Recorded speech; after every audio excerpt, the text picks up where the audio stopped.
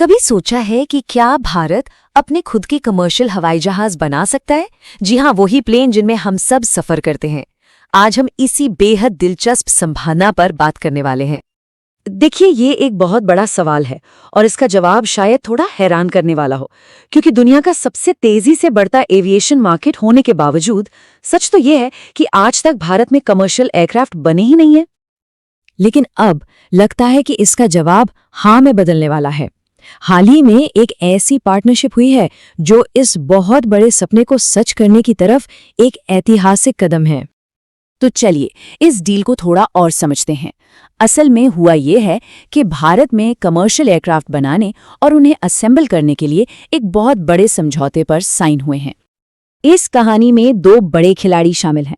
एक तरफ है भारत की अदानी डिफेंस एंड एरोस्पेस, जो देश में ही डिफेंस और एरोस्पेस की क्षमताएं बनाने पर फोकस कर रही है, और दूसरी तरफ है ब्राजील की एम्ब्रेयर, जो बोइंग और एयरबस के बाद दुनिया की तीसरी सबसे बड़ी कमर्शियल एयरक्राफ्ट बनाने वाली कंपनी है। तो इन दोनों कंपनियों ने एक MOU यानी मेमोरेंडम ऑफ अंडरस्टैंडिंग पर साइन किए हैं। अगर आसान भाषा में कहें तो इसका मतलब है कि उन्होंने एक साथ मिलकर काम करने पर औपचारिक तौर पर हामी भर दी है। ये एक बहुत बड़ी बात है। भले ही कुछ डिटेल्स जैसे कि फैक्ट्री कहाँ लगेगी वो अभी फाइनल होनी बाकी हैं, लेकिन सवाल ये है कि आखिर इस पार्टनरशिप की जरूरत अभी ही क्यों पड़ी? इसके पीछे की सबसे बड़ी वजह है भारत के आसमान में बढ़ती हवाई जहाजों की जबरदस्त डिमांड। जरा इस आंकड़े पर गौर कीजिए। भारतीय एयरलाइंस पहले ही 1800 से ज्यादा नए विमानों का ऑर्डर दे चुकी हैं। ये नंबर साफ साफ दिखाता है कि भारत में हवाई यात्रा की भूख कितनी तेजी से बढ़ रही है। और बात यहीं खत्म नहीं होती। एम्ब्रियर का अंदाजा है कि अगले 20 सालों में भारत को खास तौर पर 500 से ज्यादा रीजनल जेट्स की जरूरत पड़ेगी।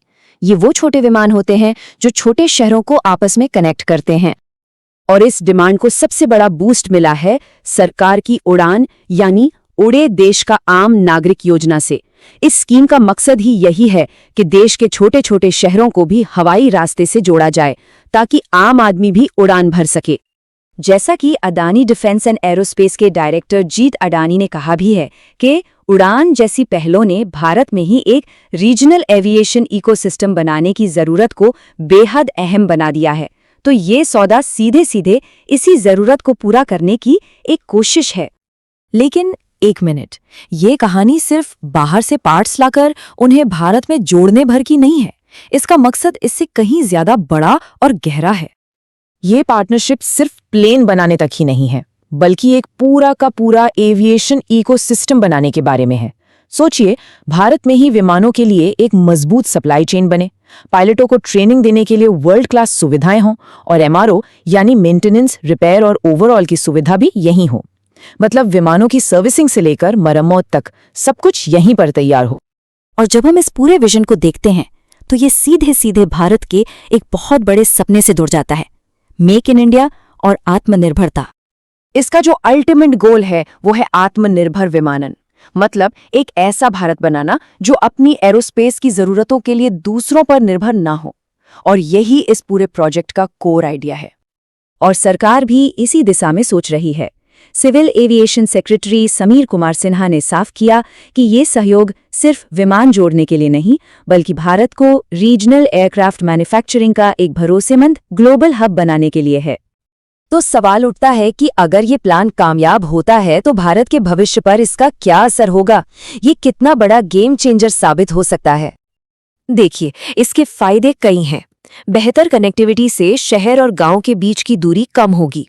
एरोस्पेस जैसे हाईटेक सेक्टर में हजारों नई नौकरियां पैदा होंगी। ये भारत और ब्राजील के रणनीतिक रिश्तों को नई मजबूती देगा। और सबसे बड़ी बात, ये ग्लोबल एरोस्पेस इंडस्ट्री में भारत को एक बहुत बड़े और मजबूत खिलाड़ी के तौर पर खड़ा कर देगा।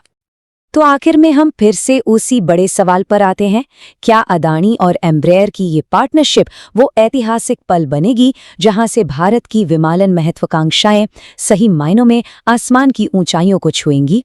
इसका जवाब तो खैर भविष्य ही देगा, लेकिन इतना तय है कि एक नई उड़ान की तैयारी शुरू हो चुकी है।